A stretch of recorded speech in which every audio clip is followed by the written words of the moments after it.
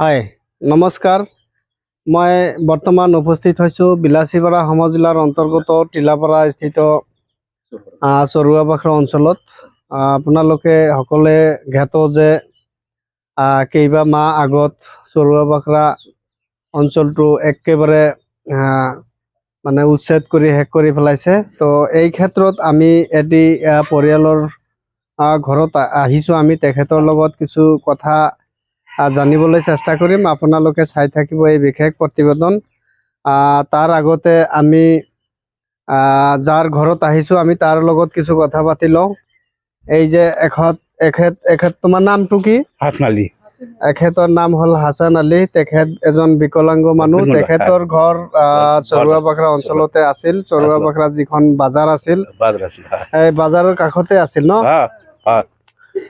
যেতিয়া ঘৰ বাৰী ভাঙি দিলে তেতিয়া অফিচাৰে আৰু মণ্ডলে কি কৈছিল কওকচোন কথাখিনি ভালকৈ।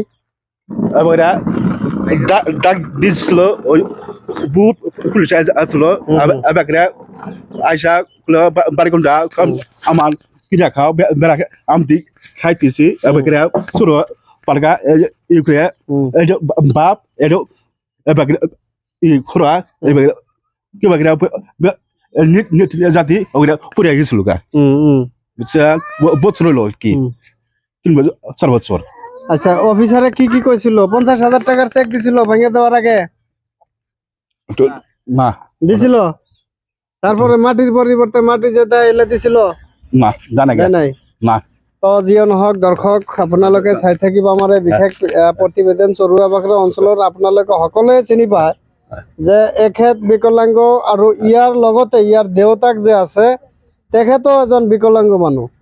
তো এই ক্ষেত্ৰত এই পৰিয়ালটোক কমচ কম যিকোনোভাৱে আৰ্থিক সাহায্যৰ এটা অনুদান আগবঢ়াব লাগিছিল। এই যে আপোনালোকে চাব পাৰিছে এখেত হ'ল এই হাছান আলীৰ দেউতাক।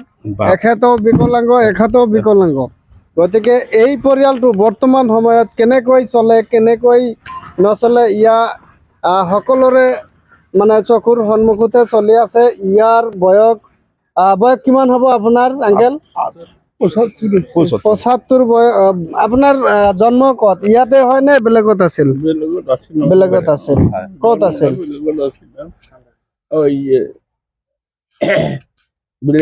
দক্ষিণে গিয়া কি কয় যিয়ে নহওক এখেতৰ 75 বয়স আৰু এখেতৰ পৰিয়ালত মানুহ কিমান আছে?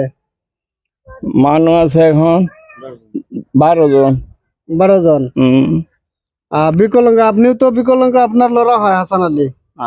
দুজনেই বিকলাংগ আৰু একেবাৰে দুখীয়া বুলি ক'ব লাগিব। মানে একোই নাই, মাটি বাৰী বৰ্তমান বেলেগৰ ঘৰত ঘৰ ভাড়া লৈ ইয়াতে জীৱিকা নিৰ্বাহ কৰি আছে।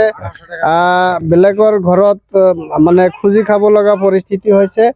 এই ক্ষেত্ৰত এখেতৰ হয় মই অসম চৰকাৰ তথা বিভাগীয় কৰ্তৃপক্ষক আমি বিশেষকৈ অনুৰোধ জনাওঁ যে আপাতত এই পৰিয়ালটোক কিবা এটা আৰ্থিক সাহায্য আগবঢ়াই হ'লেও এখেতক সহায় কৰিব লাগে।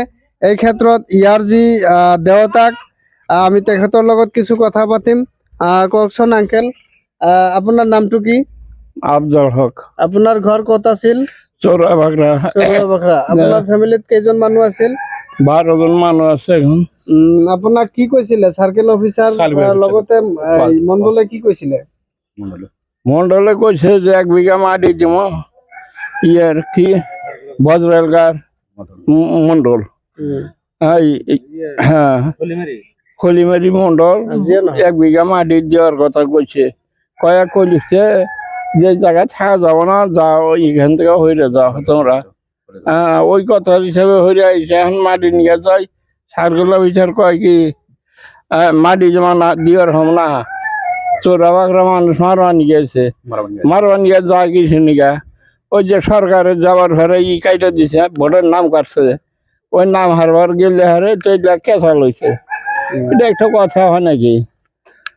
মানে এই খুড়াজনে কৈ আছে যেটো এছাৰৰ বিসংগতি হৈছিল সেইকাৰণে প্ৰতিবাদ কৰিছিল। চাৰ্কেল অফিচ ঘেৰাও কৰি চৰুৱাবাখৰা অঞ্চলৰ বিশেষ ৰাইজে তাত গৈ উপস্থিত হৈ আন্দোলন কৰিছিল আৰু আন্দোলনৰ ক্ষেত্ৰত দেখা গৈছিল উত্তেজিত পৰিৱেশ হৈছিল আৰু তাৰ কাৰণেই মানে এখেতক কৈ আছে যে চৰুৱা বাখৰাৰ মানুহ ইয়াত উপস্থিত হৈ গণ্ডগোল কৰে কেঁচাল কৰে আমি এতিয়া মাটি দিব নোৱাৰিম এনেকৈ কৈছে ন তো যিয়ে নহওক এইটো কামৰ লগত এইটো কথা একেবাৰে মিলা নাই গতিকে চাৰ্কেল অফিচাৰ বিষয়া আৰু অসম চৰকাৰক আমি বিনম্ৰভাৱে অনুৰোধ জনাওঁ এই পৰিয়ালটোৰ কাৰণে যাতে এই পৰিয়ালটোক বিশেষকৈ কিবা নহয় কিবা আৰ্থিক সাহায্য আগবঢ়ায় যেন এই আমাৰ অনুৰোধ অসম চৰকাৰৰ কাষত ধন্যবাদ খোদা হাফিজ।